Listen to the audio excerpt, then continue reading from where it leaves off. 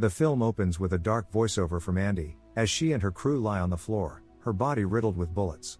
She says she's tired of it all, tired of living, tired of watching the world never change despite everything she and her team have done.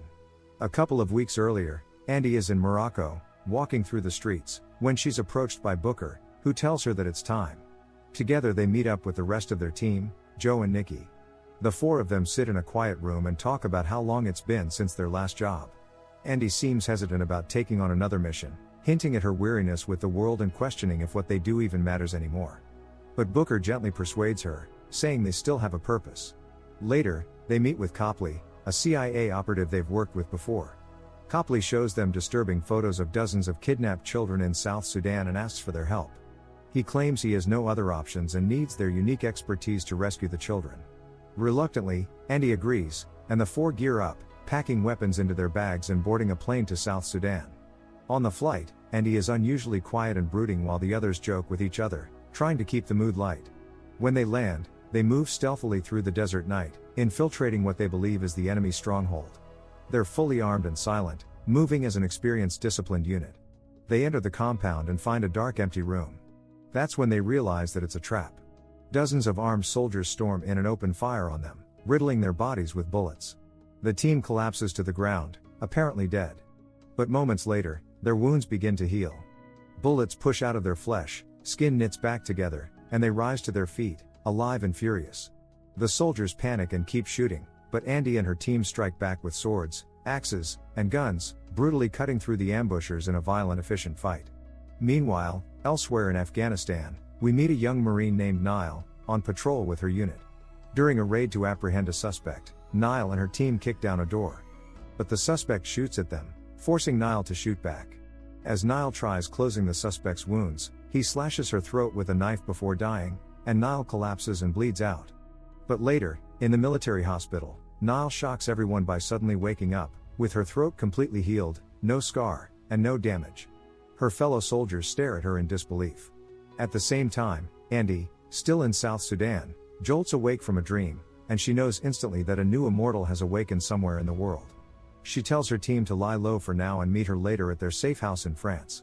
They don't argue, though they seem uneasy about splitting up. Meanwhile, in the military camp, Nile is in a medical tent recovering from her throat wound, though it has completely healed overnight. Her fellow Marines visit her but are unsettled by what they see. One friend awkwardly asks about her neck, but they quickly withdraw, clearly afraid of her. Even her sergeant doesn't know what to make of it and informs her that she's being sent to Germany for further tests.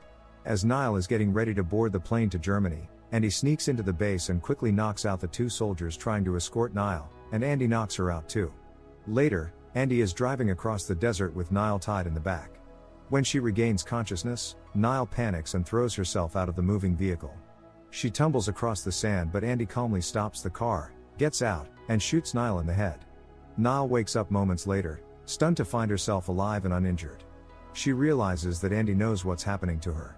Andy tells her she'll explain everything, but for now Nile needs to trust her and come along. They continue driving and later board a small plane heading to France. Nile sits quietly, processing everything, while Andy remains distant but firm.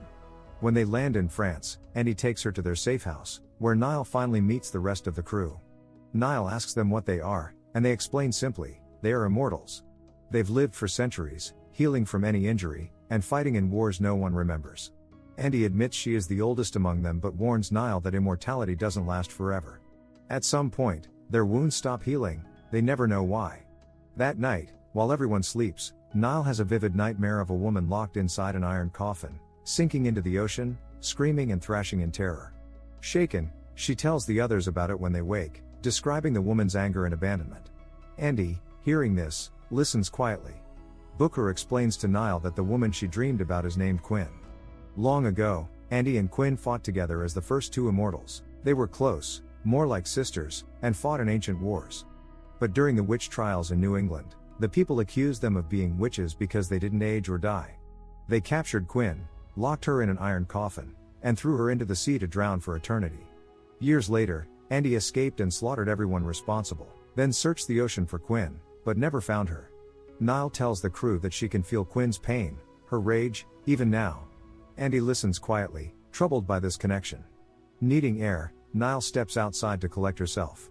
Andy joins her, and they talk briefly, not noticing that armed men have already surrounded the house. Suddenly, noises come from inside. Andy and Niall quickly sneak back and find Booker lying unresponsive on his sofa. The safe house is trashed, and they soon realize that Joe and Nikki have been taken by force. When Booker wakes, he confirms their suspicions. Armed men, likely working for Copley, attacked the house and captured Joe and Nikki, presumably to experiment on their healing abilities. Elsewhere, after Joe and Nikki are captured by Copley's mercenaries, they're loaded into a van, hands bound. The ride is tense and quiet, but when the van finally pulls up to the destination and the doors swing open, the scene inside shocks everyone. Despite still being handcuffed, Joe and Nikki have somehow killed all of the armed men in the van. The guards outside quickly drag them out, rougher this time, and shove them onto a private plane bound for London, determined not to underestimate them again. Meanwhile, Andy, Booker, and Niall drive far out into the wilderness to one of Andy's old hiding places, a cave tucked away from the world. Andy explains that she used this place 500 years ago, back when she needed to disappear. As night falls and the group settles into the quiet of the cave, Booker sits at his laptop, trying to track Joe and Nikki's location through whatever digital trail he can find. While Andy steps outside for some air, Booker opens up to Niall. Sitting in the cave, he tells her about his past, about how the immortality they carry is not a gift but a curse. He explains he once had 3 sons and that the most painful experience of his long life was watching each of them grow old and die while he stayed the same. His youngest son had died of cancer, and in his desperation Booker revealed his healing powers to him, hoping to offer comfort. But instead, his son lashed out and called him selfish for not being able to share his gift. Booker admits how much that hurt, how staying in the lives of those you love only breeds resentment over time. He gently advises Niall not to contact her family if she decides to stay, to spare them and herself from heartbreak. The next morning, Andy approaches Niall and hands her back her phone. Niall shows her a photo of her late father in uniform and tells Andy that he was the reason she joined the military, hoping to make him proud. Andy listens quietly and then admits something herself too, that she's been alive so long she doesn't even remember what her mother looked like anymore. The only family she has left is her crew, and she promises Niall that she'll do whatever it takes to get Joe and Nikki back. Later, Booker tracks Copley to a grand house in England. Andy, Booker, and Niall arrive outside. Before heading in, Andy hands Niall a gun, but Niall hesitates. She tells Andy she doesn't want any part of this anymore, she just wants to go home to her family. Andy studies her for a moment but doesn't argue. She lets Niall take the car and leave, respecting her choice. Niall drives off toward the train station, determined to return to her old life. But as she clears out the weapons from the trunk to dispose of them, she notices something odd. The gun Booker had handed Andy earlier has no bullets. That detail clicks in her mind, and she begins to suspect that Booker might have betrayed them. She decides to turn back and warn Andy. Meanwhile, Andy and Booker enter Copley's house. They find him in his office. Before Andy can confront him, Booker pulls a gun and shoots her in the back. Andy collapses, stunned, and Booker quickly handcuffs her. Copley admits that he studied Andy's history, that her blood and DNA might hold the key to curing disease and ending suffering. Booker tries to justify what he's done, explaining that he believes Copley's people could finally help them die, and their immortality so they could finally rest and grow old like everyone else. But as Booker tries to calm himself, he notices something alarming. Andy isn't healing. Panic flickers on his face just as Stephen enters with his security team. They sedate both Andy and Booker. When Copley objects, saying Andy might no longer be immortal and they should stop, Stephen's men knock him out and leave with the prisoners. Later, Niall returns and sneaks into the house. She finds Copley recovering from the blow. She demands to know where Andy and the others have been taken. Copley, now realizing he's also been played, confesses that Stephen's real plan isn't to cure humanity, it's to exploit Andy and her crew's DNA for profit and power. He offers to help Niall rescue them, and together they travel to London, where Merrick's lab is located. Niall infiltrates the high-security facility with Copley guiding her. She moves through the corridors, efficiently taking out guards. She finds the rest of her crew imprisoned and restrained. She frees them, and together they fight their way out, cutting down Stephen's armed men. They capture one surviving guard and force him to reveal Stephen's location, and he tells them that he's hiding in the penthouse. The group storms the penthouse, but Stephen's elite security is waiting for them, guns ready. Joe suddenly smashes through a window from outside, killing the security captain and tipping the scales. By now, Andy is visibly weakening, blood loss and exhaustion taking their toll. Stephen appears, gun in hand. He tells Andy how close he came to changing humanity forever with her DNA, but she's ruined everything. In one swift move, Andy grabs her weapon from him and slashes his neck. As he staggers, Niall charges, tackling him. She throws both herself and Steven through the window. They plummet from the skyscraper and crash onto a parked car far below, killing Steven instantly. When the crew rushes to check Niall, she regains consciousness, grimacing as she pops her broken bones back into place. The group flees before authorities arrive, disappearing into the city. Weeks later, the crew sits in a quiet bar. Niall tells Booker she's made her decision, she's staying with them for life. She's even arranged, with Copley's help, for a fake funeral so her family can mourn her and move on. Not long after, the crew meets again with Copley and agrees to work with him to find and protect others like them who are scattered across the world. 6 months later, Booker, now visibly drunk and exiled from the team, stumbles into his apartment early in the morning. He then senses he's not alone. In his kitchen, he sees Quinn, who tells him that they need to work together from now on. The sequel opens with a ship in stormy waters, hauling up a heavy, barnacle-covered metal cage from the depths of the ocean. The fishermen on board believe they've struck gold, thinking it might be some kind of treasure. But as they begin to break it open, the mood shifts. Inside is a woman, known as Quinn, gasping for air. Years later, in the modern day, Andy and her crew are in Croatia. They're preparing to take down a human trafficking operation. Andy is back in the field even though she's no longer immortal. Joe and Nikki are tasked with creating a diversion. They steal 2 expensive sports cars parked and tear through the streets, pulling several guards away from the estate. With the front gates left unguarded, Andy and Copley quietly approach the house. But the silence doesn't last long. More guards inside notice them, and a brutal shootout begins. Andy, sword in hand, moves through the estate with her usual precision, slicing down the men who try to stop her. Meanwhile, Niall, stationed on a yacht nearby, spots trouble and takes action. She rams the yacht into the front of the mansion, leaps from the deck, and climbs up the side of the building. Gunfire erupts around her as she jumps from a balcony and swings through the window into the lobby. She joins Andy, tells her that their main target is upstairs, and the 3 of them move together. After a swift and bloody climb, they reach their mark and take him out. Back at their hideout, Niall checks in on Andy. She asks how it feels to be mortal again, and he admits that she's relieved. After centuries of being unable to die, the idea of aging and passing on now feels like a gift, something she's been quietly hoping for. But their conversation is interrupted. Copley gets a call from one of his contacts, and he's also sent a photo. When he shows it to the group, they immediately recognize the woman in the picture, Discord. She's been buying illegal weapons from the very trafficker they just eliminated. Niall stares at the image and freezes. She's seen this woman before, but not in real life. In her dreams. She explains that Discord was in a library with a man, flipping through ancient books. None of them are sure what the dream means, but Andy has a feeling they'll find out soon. The next morning, Andy and Copley split from the group. In a busy marketplace, Andy tells Copley to wait while she visits someone she hasn't seen in decades, Twa, another immortal, one of the oldest. He welcomes her into his home and offers her tea. She already knows that the man from Niall's dream is Twa, and he doesn't deny it. He takes Andy and Copley beneath his house, into a secret underground library filled with scrolls, relics, and ancient books, all chronicling the history of immortals. Twa tells Andy that one of the most important texts, a book that holds the truth about their origin and history, has been stolen by Discord. He then tells her something she didn't expect: Discord is the first of them. Twa explains that he and Discord were both there the day Andy and Quinn were separated. He remembers how deeply Discord hated humanity for what was done to Quinn. And now, with the book in her hands, Discord knows everything about them. Twa fears she'll use that knowledge for something dark. Andy then confesses that she's lost her immortality, and Twa is shaken. Elsewhere, Booker is being held captive by Quinn. She wants to know where Andy is. Booker tells her the truth: he's been exiled by the crew since he betrayed them and has no idea where she is now. Quinn asks if Andy ever talked about her, and he says yes. He tells her that Andy searched every ocean she could, looking for her.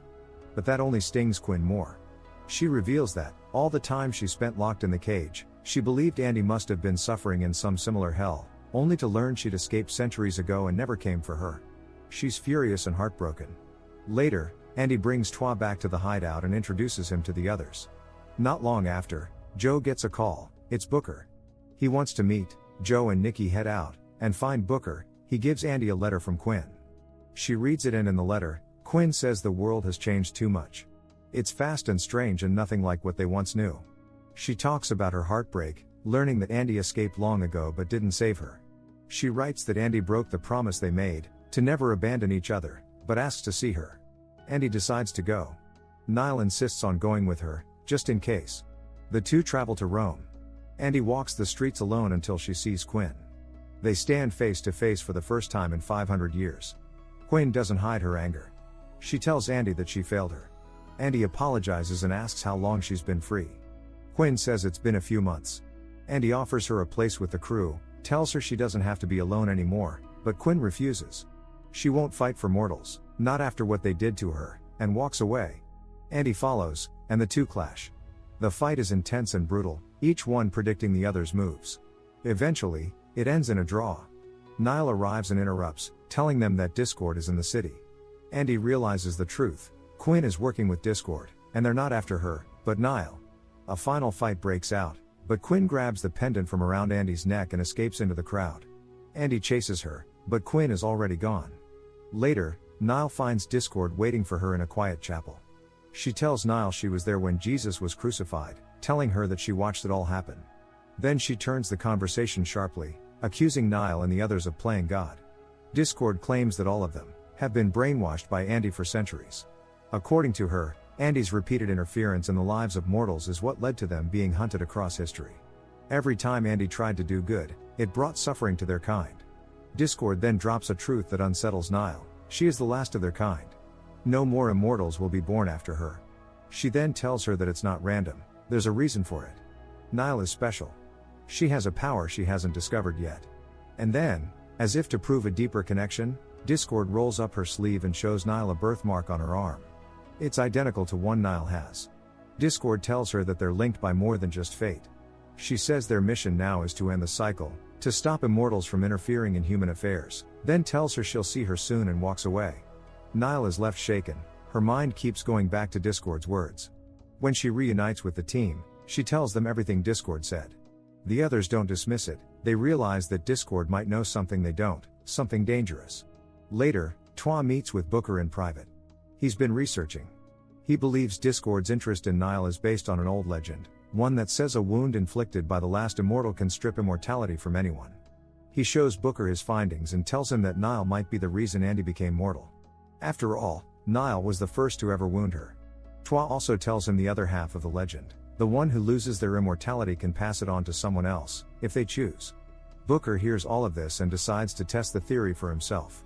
While Niall is training, he approaches her and joins in with some light sparring. Twa watches from a distance. After a few passes, the sparring intensifies. Booker moves into a position and lets himself get cut. It's not deep, but enough to matter.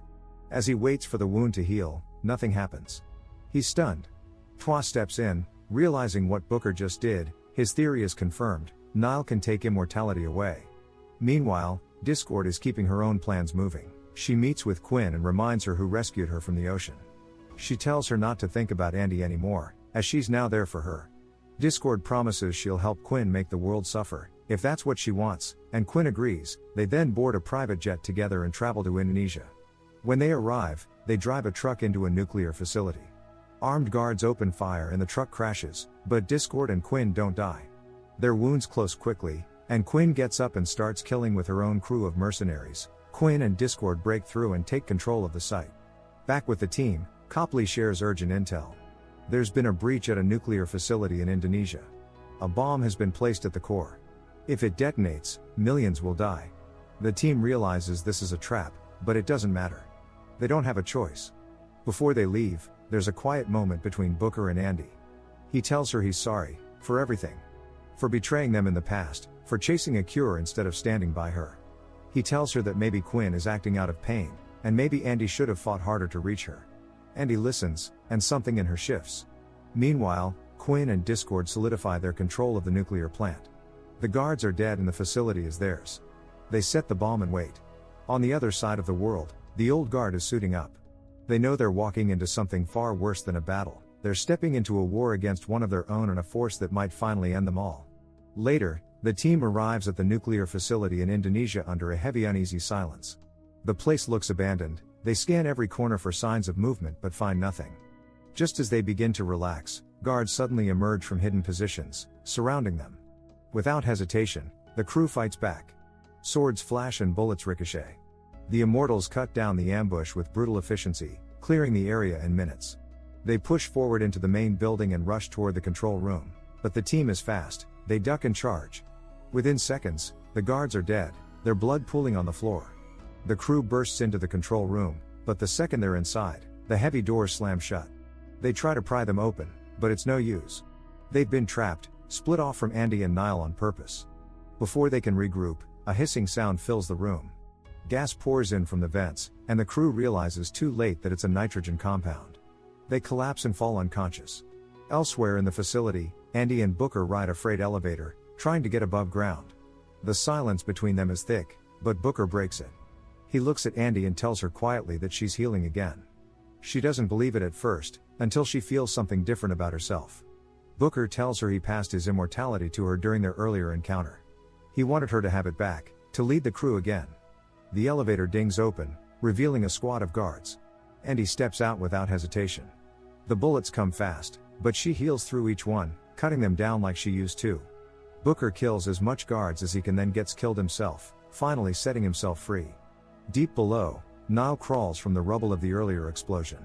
She follows the sound of machinery and enters a chamber, where she finds Quinn waiting. Without a word, the two launch at each other.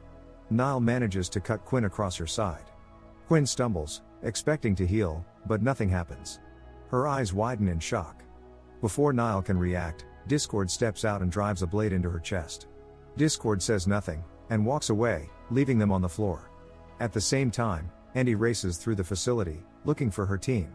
She finds Quinn in the core chamber, sitting over a live bomb. The timer is primed, but Quinn isn't pressing the button.